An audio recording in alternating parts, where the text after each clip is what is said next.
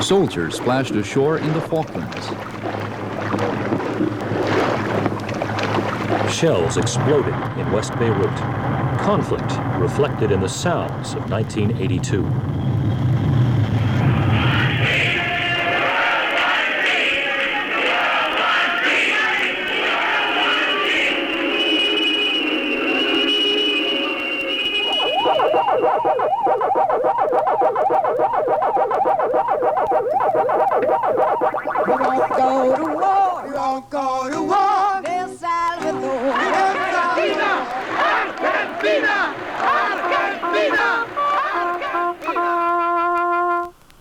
This is Mark Huffman. This is Bob Moon. And this is The World in Sound.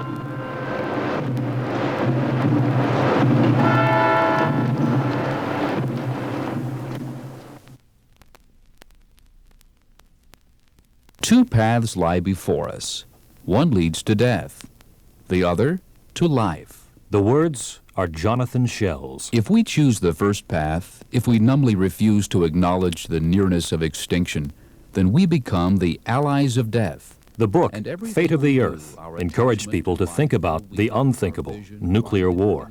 It was read in living rooms and in congressional hearing rooms. The possible consequences of the detonations of thousands of megatons of nuclear explosives include the blinding of insects, birds, and beasts all over the world, Senator Alan Cranston, and the outright slaughter on all targeted continents of most human beings and other living things by the initial nuclear radiation, the fireballs, the thermal pulses, the blast waves, and the fallout from the explosions. One must conclude that a full-scale nuclear holocaust could lead to the extinction of mankind. Could nuclear war really happen? President Reagan would not rule out being the first to push the button. I just don't think this proposal that has been made about to renounce the first use of weapons, certainly there's none of us that want to see them, but I don't think that any useful purpose is served in making such a declaration. People get up and talk about winnable nuclear war, or limited nuclear war, and finally it comes home to them that, my God, these guys might really mean what they say. Senator Paul Tsongas and others soon realized that fear of nuclear war had created a movement. We know full well that any one day's activities doesn't change the course of history, but this day represents an unbelievable mobilization of massive public opinion. And we believe that it is possible to continue that effort, in fact, to change policy. Twice in my lifetime, I've seen the world plunged blindly into global wars that inflicted untold suffering upon millions of innocent people. I share the determination of today's young people that such a tragedy, which would be rendered even more terrible by the monstrous, inhumane weapons in the world's nuclear arsenals, must never happen again. President Reagan said the other day, "To those who march for peace, my heart is with you." I suggest, Mr. Reagan, that you have a credibility gap. When the United Nations Disarmament Conference opened, demonstrators tried to keep UN employees from going to work. You join us, you're making a statement against doing that. I work for the United Nations. We're not making bombs. Yes, but today we're against business and diplomacy as usual because we feel that just going along without any sort of change is going to allow them to continue in pretending they're planning for a attack their mind. So if you join us, you're making more of a statement than going to work as usual. Well, thank you very much. I appreciate your point of view. I do appreciate it, but I have to go to work. It doesn't mean that they're for peace and we're for war.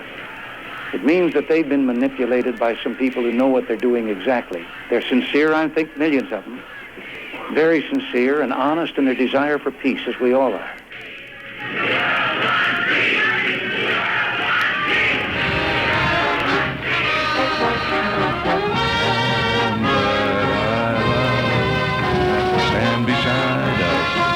When the space shuttle landed on the 4th of July, it got a patriotic welcome. As the shuttle landed, the president sang. From the mountain,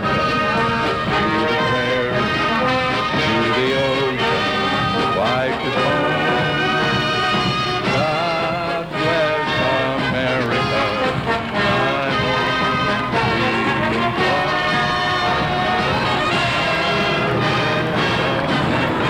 landing marked the end of the shuttle's test phase.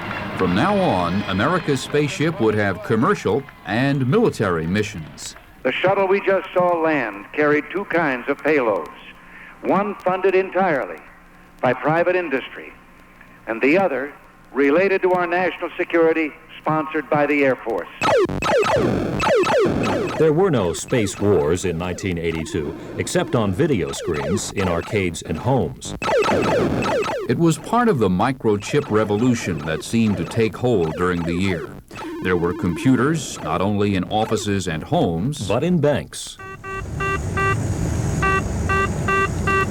In soft drink machines. Hi, I'm a talking Coca-Cola vending machine. You need to put in more money. You need to put in more money. And in cars that talk to their drivers. Key is in the ignition. Parking brake is on. But computers were most visible in the video arcades, the brains of games like Pac-Man, Space Invaders, and Donkey Kong. It's a good game. The most thing that's good about it is that it gets harder. What do you like most about video games? The excitement and the violence. They're very enjoyable. The competition. They're fun. They're pretty neat. They're fun to play. They're interesting. Not everyone liked the new high-tech fad. Communities across the country, and it appears as well throughout the world, are concerned about this massive proliferation of video games on us and our children. Ronnie Lamb of Long Island, New York, organized a campaign against video game parlors in her community, and across the country, others began to follow her lead. Video games weren't the only new form of technology causing conflict. Portable tape players and radios with featherweight headphones were banned from the streets of Woodbridge Township, New Jersey. The idea was that there were many incidents, no tragedies, thank God, but many incidents of people wearing these earphones, cutting into traffic, not hearing horns blowing, joggers running oblivious to cars around them. Can you hear out of that? Yeah, I can hear you. I keep it low enough so I'm not a menace. Excuse me, can you hear traffic with those on? Yes, I don't have it on that loud. I don't have them blaring. Your eardrums, those are the only two you're going to get your whole life, dear. You should take care of them. You shouldn't wear them when you're driving. I know that. I've seen some people doing that. But walking, if you're aware enough, there's no problem. Walking or bike riding, if you're careful. Bike riding in the park when it's closed off. More often than not, I can't hear what I'm listening to for the sound of the traffic. I can't hear you. I'm sorry. A lot of people were listening to Kim Carnes on their headphones. At the Grammys, she won Song of the Year honors for Betty Davis Eyes. She got Betty Davis eyes. The song, we loved it. The lyric was just a killer, and the song that was left field. I looked for that kind of song. I knew we had a winner. It's a great winner. There's no place like home. That was the message of the blockbuster film of 1982. A film that not only smashed box office records, but won the hearts of critics, too. The story of an innocent, stranded in a strange, bewildering land, pursued by sinister beings. But befriended by a group of little people who help the traveler make it back home. No place like home. E.T. phone home. Please help me phone home. E.T. It was the Steven Spielberg film E.T., and some critics said, like The Wizard of Oz, it too would become a classic. Hollywood had more special effects, but it lost some of its special people. Listen, this is Norman Thayer Jr. over in Golden Pond. I have something I want you to do. Call me up. Can you do that? Yeah, I want to check my phone, see if it still rings. Hadn't rung all winter. It may have lost its whatsy. My father didn't really believe that this was going to happen. I know that he's very, very honored and very happy and surprised. And I'll bet when he heard it just now, I bet he said, "Hey, ain't I lucky?" As though luck had anything to do with it. Just 5 months after receiving his first Academy Award, actor Henry Fonda died at the age of 77. Play it once then. For all time's sake. Play as time goes by. Oh, I can't remember it myself. I'm a little rusty on it. I'll hum it for you. Actress Ingrid Bergman died on her 67th birthday. When comedian John Belushi died of a drug overdose, millions of his fans mourned. Los Angeles Police Chief Daryl Gates did not. What we have is a man who committed a felony in the state of California, died committing a felony in the state of California, and was nothing more than a guy that was looking for something, and the only place you could find it is in drug. And he died vomiting in the toilet and laying on some bed, nude, and to me that's kind of a disgusting way to die. In September, Grace Kelly, Princess Grace of Monaco, died after a car accident. Residents of the tiny principality joined mourners around the world. All over the world she was admired. She was admired for her beauty, her art, her magnificent heart, golden hair, charm, simplicity. You can wish better, and I think we never forget her.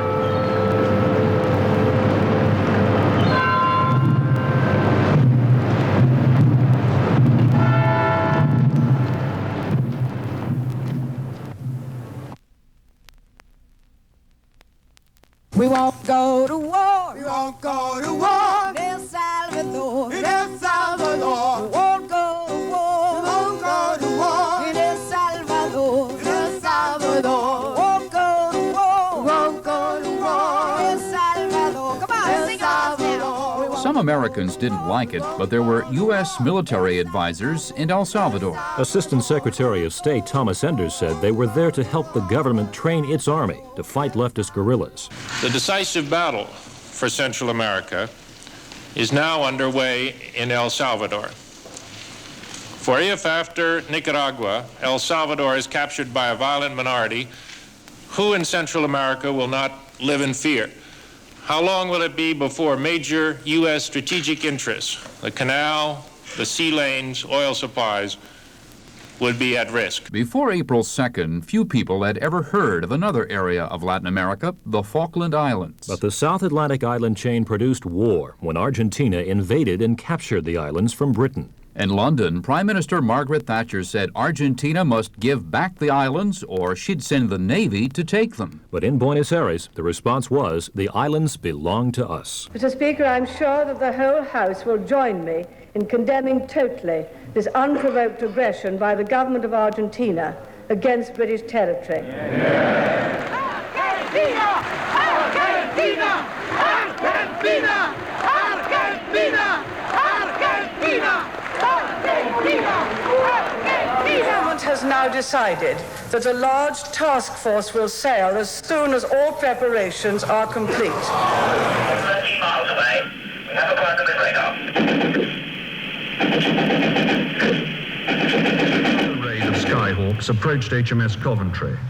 20 members of her crew died in the attack, and about 20 were injured. How many British and Argentinian soldiers and Falklanders she is prepared to see killed in order to establish sovereignty, which she will later concede in negotiations. There's only one thing that is more important than peace, and that is liberty and justice. And if someone hadn't fought to have that for us, the honourable gentleman couldn't even ask me that question. No, we're not just going to get there and sit on our hunkers. We're going to get on and repossess the island. This is the moment we've been waiting for. The ramp is down. We're going forward. And it's quite a way to shore. And I'm on the beach now. And now we're ashore. A British paratroop force is back on the Falklands. I have sought to encourage a solution which would avoid violence and bloodshed. Substantial difficulties remain. Time is slipping away from us on this subject. General Menendez signed the surrender for me of all the Argentine forces on both East and West Falkland. I think we're happily now in a position where we shall have a bit of peace again.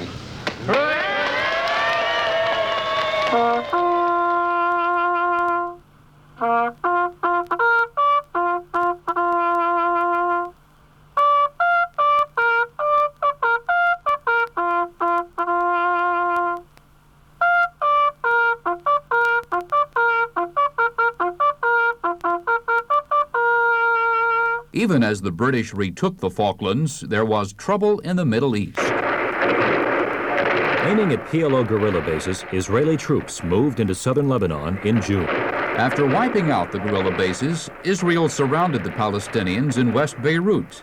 PLO leader Yasser Arafat vowed to fight it out. It is our duty to defend our babies, to defend our people, to defend our women. No doubt of it. Night after night, day after day, Israeli troops pounded the western part of the city.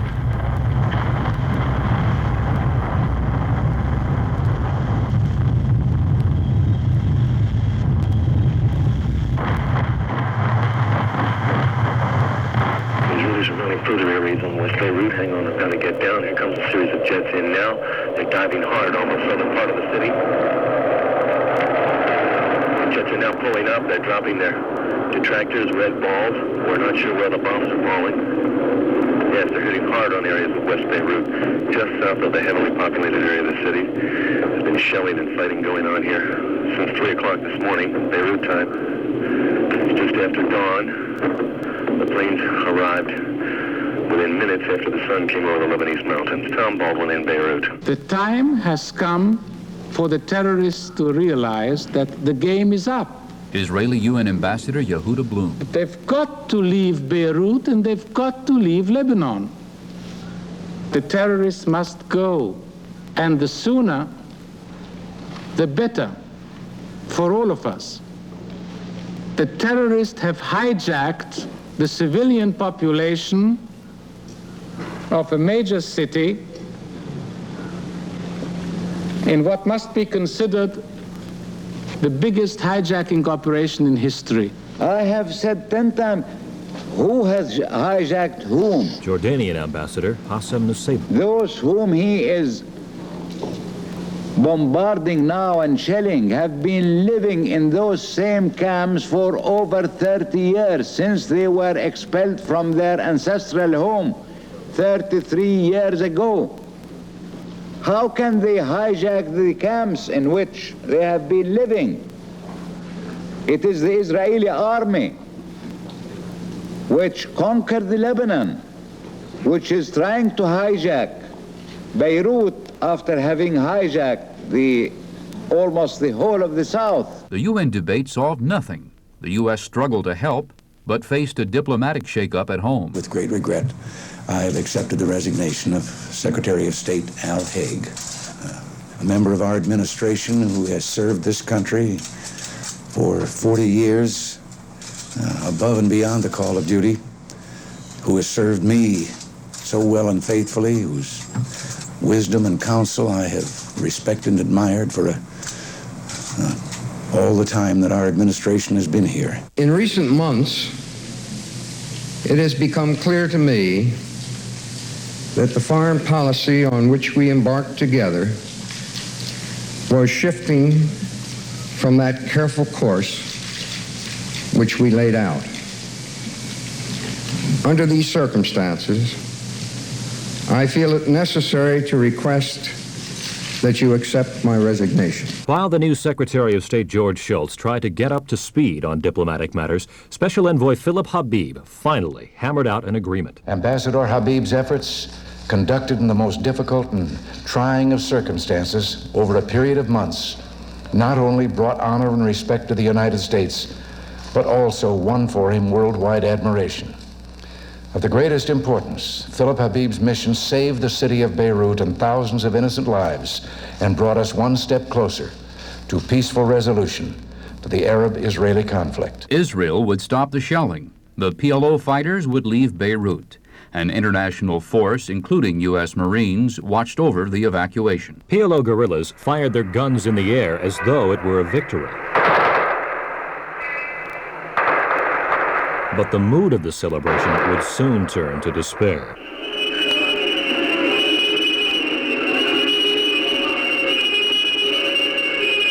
While Israeli troops controlled the city, Christian militiamen entered 2 Palestinian refugee camps and slaughtered hundreds of men, women, and children.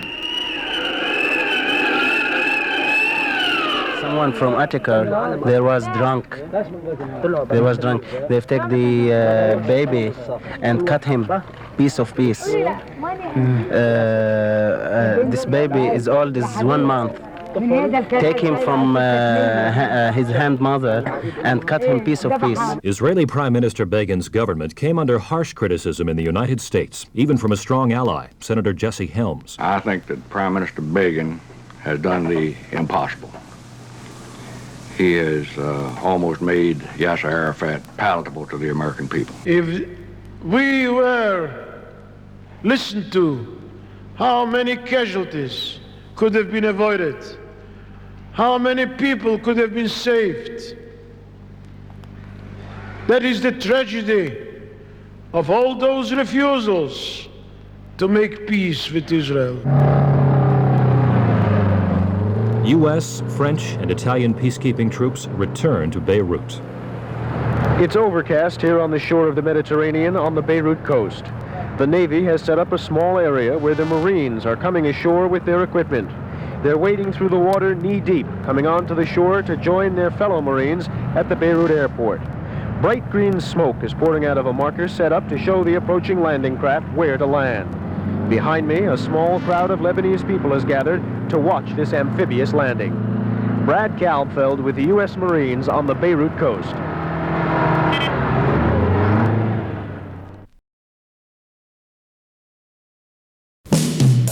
The economic news this morning is absolutely dismal. Unemployment is high, cruelly high. We got a snowball rolling out there now. We've got to try to curb it. Our program hasn't really started yet. It is no consolation to those looking for jobs. You don't have any income coming in, got a family to feed.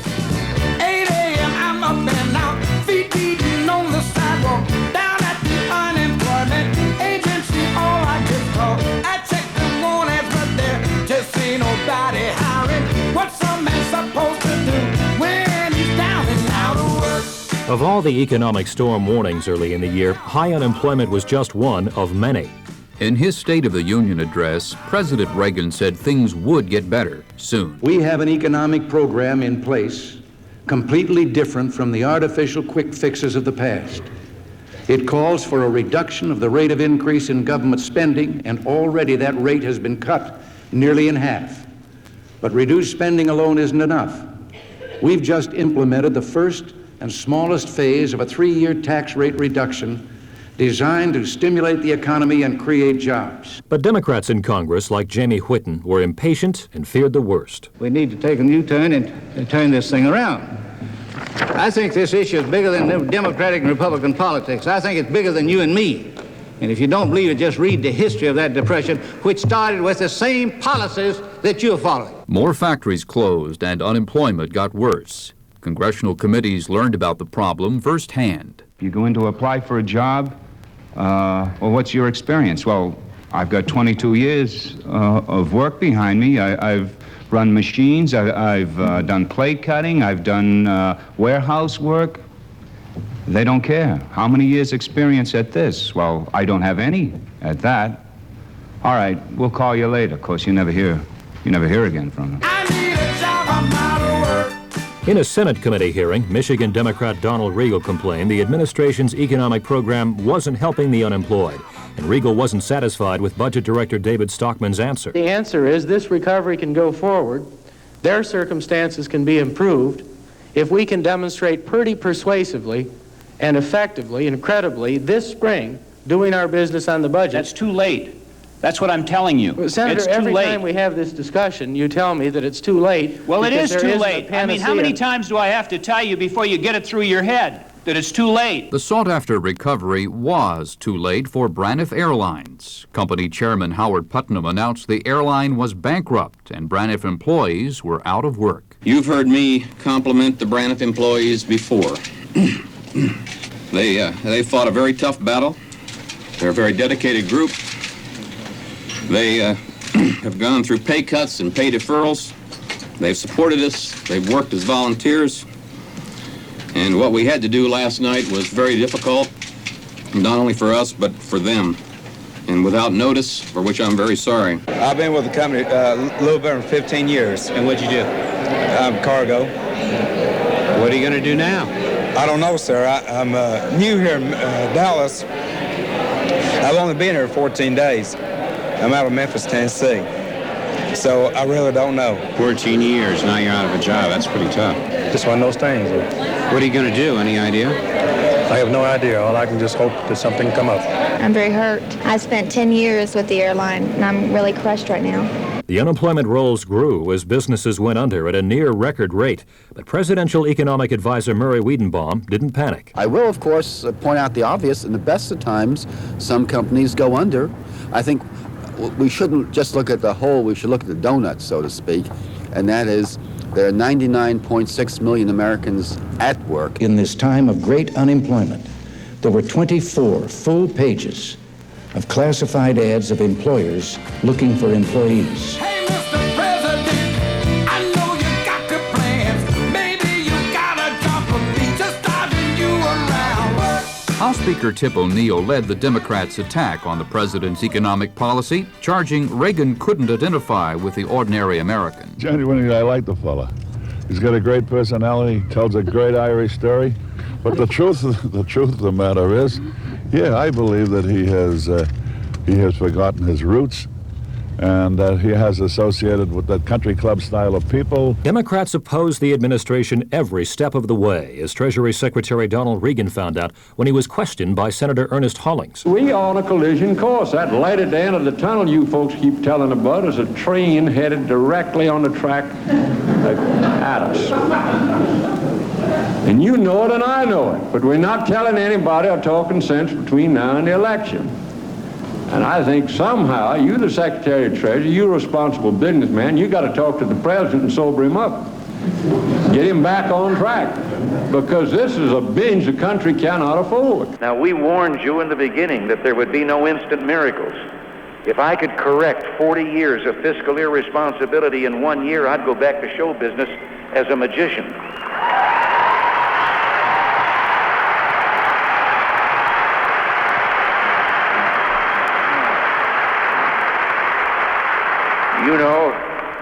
You know that might be more fun pulling rabbits out of a hat than jackasses out of the way in Washington. There was one change in economic strategy that pleased the Democrats.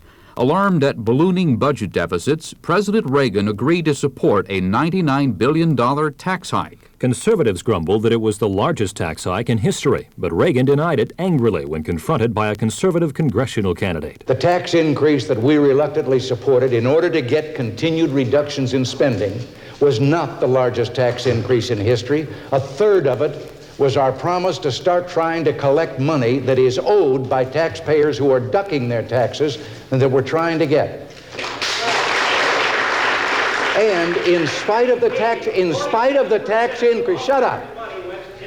Look, in spite of the tax increase that we had to accept, we still have the largest tax cut in history, $335 billion over the next 3 years at the same time of the tax increase that was put into effect. The budget battle produced some heated rhetoric, but overall it was long and tedious work. Senator John Chafee found that after a while, all the numbers seemed to run together. For a 30-year building, it's 15%. For a 40-year, no, 30-year, 15%. In 40 years, is it 20% tax credit? Maybe it's 20 years. Where am I? Whatever it is, it's dynamite. It's dynamite. Very generous. Yeah. Let the record show that I spoke clearly and definitely on that matter. The most volatile ingredient in the budget mix was Social Security. When Republicans suggested a delay in the Social Security cost of living increase scheduled for July, the Democrats ran a national advertising campaign. The Republicans all say they believe in Social Security. That's what they say. Look what they do. Democrats in Congress held hearings to drive home their point, literally. If I lose my house, I lose the only important thing in life. Please, do not cut Social Security. I'm sorry.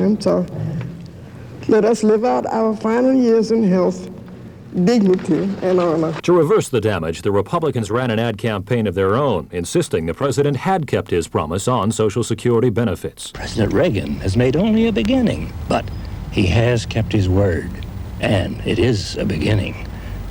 For gosh sake, let's give the guy a chance. Democrats like Senator Howard Metzenbaum insisted Reagan had his chance. Several months ago, when the economy did not take off, the president blamed the Carter administration. Later, he blamed 40 years of government mismanagement. Then he blamed the media for reporting the bad news from South Succotash. There is nothing to be gained by looking for scapegoats. Even the administration wasn't as optimistic as it had been. As far as roaring back is concerned, perhaps that was a little bit of hyperbole in view of circumstances. Treasury Secretary Donald Regan. But I'd say that we're going to make a comeback in the economy in this quarter and in the fourth quarter of 1982. But unemployment kept rising, and National Urban League President John Jacob noticed a change in national mood. As I mentioned, unemployment for black people has been running some 24-25% for the last 2 or 3 years. The state of panic in this country is that unemployment is up to 10% for white people. That is the state of panic. And I think what that is beginning to reflect is that for the first time in this country, a significant number of white people are finding themselves unemployed. And so the country is becoming concerned. The 10.1% unemployment rate for September was the highest since World War II. A month before midterm elections, it became a prime issue. Every job that is lost, every person who seeks work and cannot find it, every family worrying about the next mortgage payment represents a failure of the American dream and an indictment of the economic policy of this administration. It was 7.4 when we started. Going to 10.1 makes it 2.7 that has occurred since we've been there. And I am willing to accept responsibility for the 2.7 if those others will accept responsibility for the 7.4. Double-digit unemployment is the expected inevitable result of the policies that this administration has pursued. AFL-CIO President Lane Kirkland. In defiance of reason and in disregard of human suffering since the day that it took office. Together, we can do it again. We can do it by slowly but surely working our way back to prosperity that will mean jobs for all who are willing to work and fulfillment for all who still cherish the American dream. We can do it, my fellow Americans, by staying the course. In the campaign this fall, the president is urging this country to stay the course. But when unemployment goes above 10%, it's time for the country to tell the president that his administration has flunked the course. Democrats gained more than 20 seats in the midterm elections, but the administration insisted Americans wanted to stay the course. And near the end of the year, it seemed Wall Street couldn't make up its mind, riding a roller coaster of sharp gains and equally steep declines.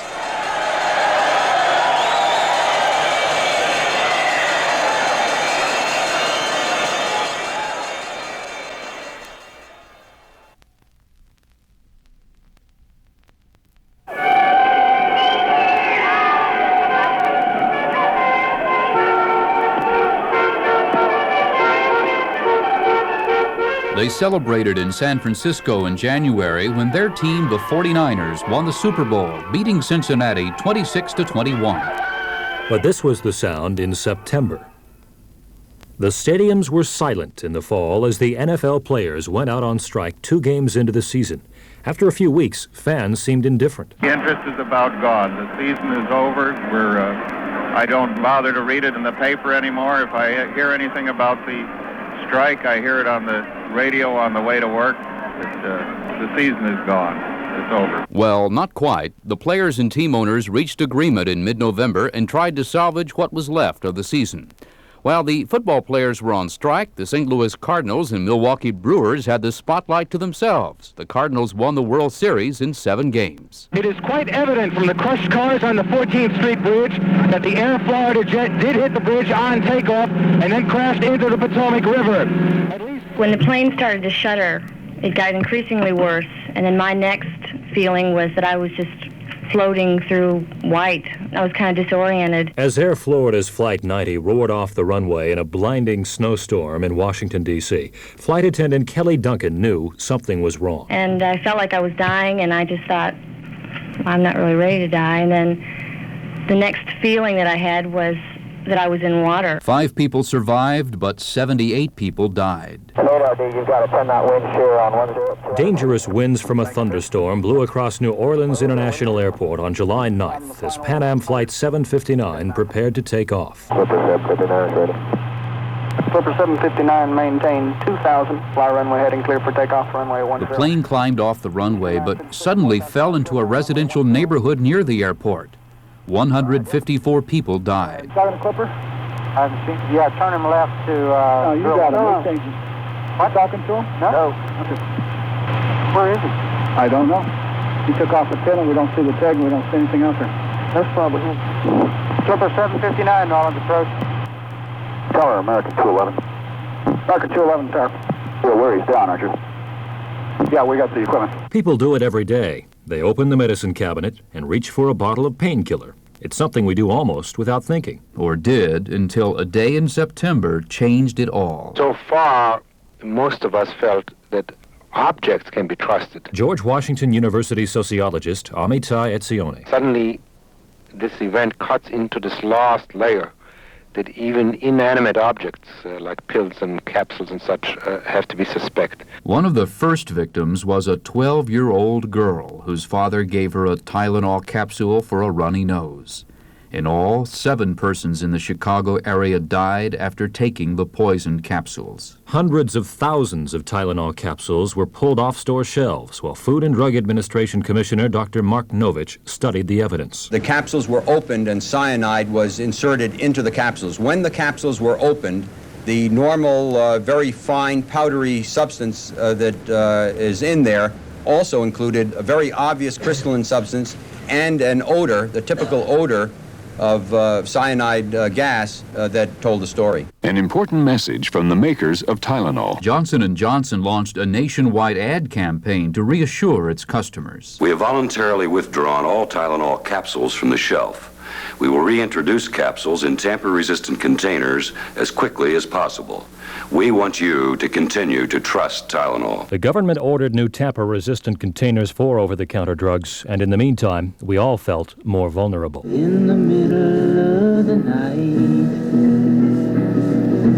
in the middle of the night, I call your name.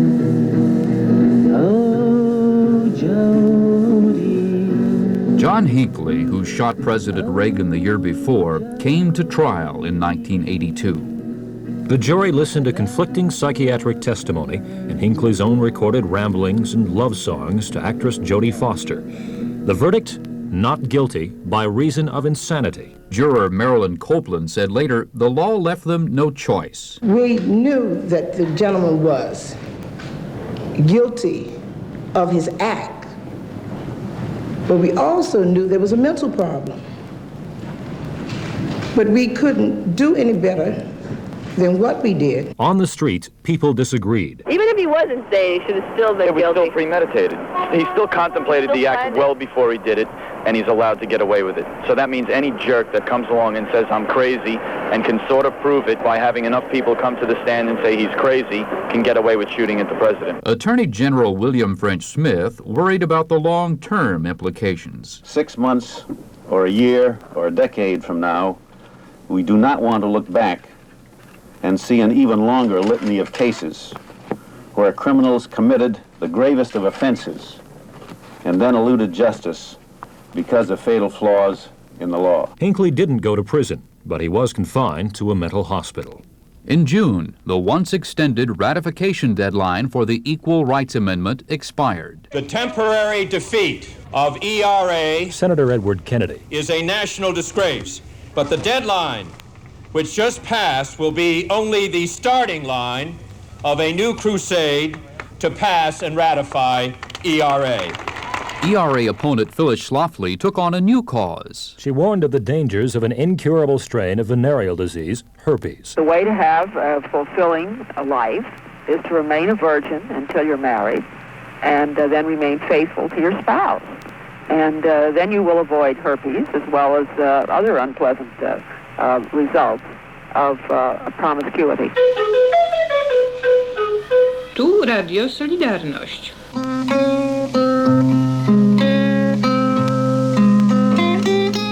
In Poland, most Solidarity leaders were in jail, so the labor movement went underground. With clandestine radio broadcasts and newspapers, Solidarity continued to cause trouble for the martial law government. Wyjeżdżajcie już chłopcy od Piasta. Pora chłopcy opuścić tę dziurę. Most rallies and demonstrations were peaceful, but when the government outlawed Solidarity, there was fighting in the streets.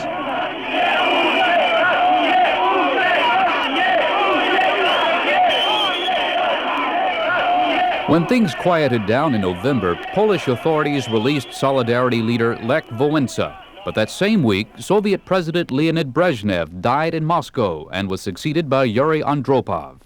President Reagan issued a diplomatic offer of condolences to the Soviet government. Senator Gordon Humphrey was less diplomatic. Well, what is there to say nice about Leonid Brezhnev? He was the jailer of his own people, the slave master of Eastern Europe, the butcher of Afghanistan. I'm glad he's gone. Registration leads to war. We won't take it anymore. Candidate Reagan opposed it, but President Reagan continued it. Draft registration. If you turned 18 during 1982 and were a male, you were required to register for a possible military draft. Most complied, but thousands did not, and of those, a few were brought to trial. Benjamin Sasway was sentenced to 2.5 years in prison for his refusal. His father was stunned. I had hoped that someone on that jury had some sense of humanity and justice and compassion. I can't understand how they could look at a young man like Benjamin and equate him with a criminal. It's beyond me. Protest over draft registration evoked memories of the Vietnam era, painful memories which Americans only now were beginning to confront. A Vietnam War memorial unveiled in Washington triggered intensely personal reaction. Some criticized its stark design, but there was agreement that some sort of monument was long overdue. What it commemorates is something else again. War used to be a glorious thing. I think people are thinking differently about war today. I know I have. I served when I got out of high school, gung-ho, ready to go, but that was quite a few years ago. And today, I'm not so sure. If I was asked to go to Vietnam, I might wind up in Canada myself. Before I came here, I thought I wouldn't like it. When I saw, and I was thinking the black symbolized depression or whatever, but when I saw it all of a sudden black, it symbolized death, and all those names there. I thought it really hit me that the number of names, you don't get a general idea of this until you see how long it is. It's stark and sad and half hidden and